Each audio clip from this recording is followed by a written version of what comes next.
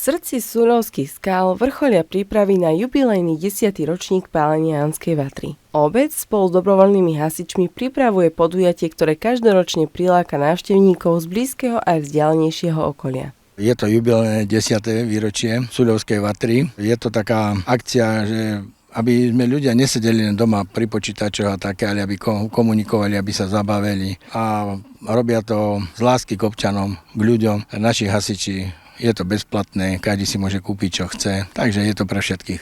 10. ročník nebude len pripomienkou tradície, ale aj príležitosťou na spoločné stretnutia a zábavu pre všetky generácie. Od 5. začína detské hry, takže venujeme sa hlavne deťom, dostanú nejaké cukrovinky, majú vatu zadarmo a potom o 9. je zapálenie vatry, kde bude sprievodný program, ten bude ešte skôr, bude to vadičovanka. Vlastne to je terchovská muzika, kde začínala a disc-jockey, ktorý sa bude o dobrú náladu starať.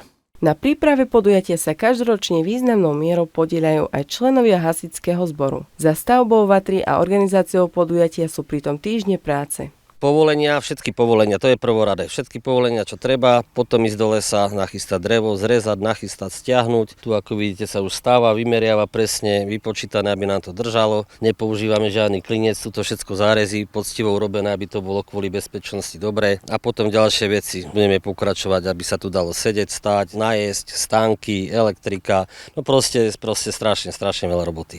Aby všetko fungovalo tak, ako má, nestačí len postaviť vatru. Členovia dobrovoľného hasičského zboru si počas podujatia rozdelia množstvo úloh, ktoré zabezpečia jeho hladký priebeh. Sme už podelení, niekto varí guláš, niekto ryby smaží, niekto kukuricu, no však tu býva toho veľa. Výčapy, pre tí decka treba tí nafúkovacie stány a všetko zabezpečiť tu, aby bolo. Organizátori mysleli aj na praktickú stránku podujatia a pripravili podmienky pre pohodlný prístup návštevníkov. Prístupnosť je z hlavnej cesty a je tam parkovisko, kto by prišiel autom, tak nech si ostaví parkovisko pri kostole a odtiaľ kúsok vinde a je tu cubidu kvôli bezpečnosti vlastne, aby sa nemotali autá, chodci, takže to parkovisko je k dispozícii a bude zadarmo. Dobrovoľní hasiči veria, že ich niekoľkotýždňová práca prinesie radosť čo najväčšiemu počtu návštevníkov. Pozvanie preto smerujú nielen domácim, ale aj ľuďom z okolitých obcí. Môžeme iba všetkých pozvať, aby prišli, ako už spomínal, nech si donesú hlavne dobrú náladu, je to tu zdarma občerstvenie, o deti postarané, lebo máme aj pre veľa atrakcií pre deti. Takže prísť, pozrieť a presvedčia sa sami, že už budúci rok budú chcieť prísť aj sami bez pozvanky, lebo je to tu super.